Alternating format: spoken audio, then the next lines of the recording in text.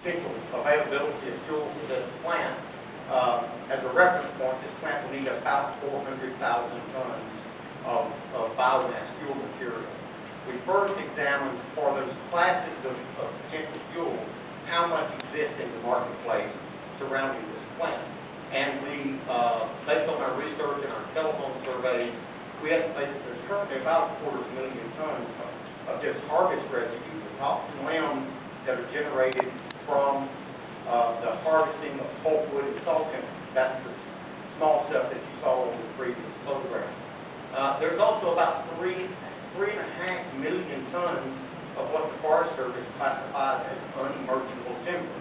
It's disease, it's misshapen wood, it's the wrong species. It basically can't be used for any value-added product production.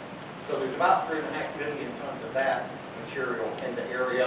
There's about 1 million tons of thinnings. There's about 250,000 tons of urban wood residue, Valdosta area surrounding communities. And there's about 90,000 tons of agricultural residue generated in the area, primarily pecans and peanuts.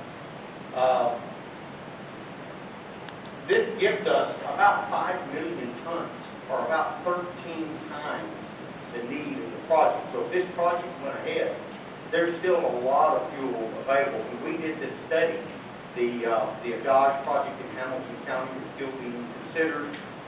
There's still a lot of material that will be available to support production capacity.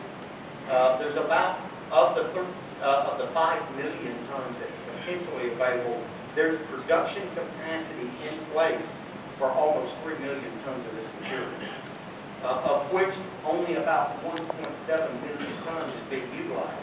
So by this plant going ahead, there's an opportunity for the businesses that are generating this material to have an incremental income and additional revenue stream with little to no added capital investment. It basically gives them another market for what is currently a waste product.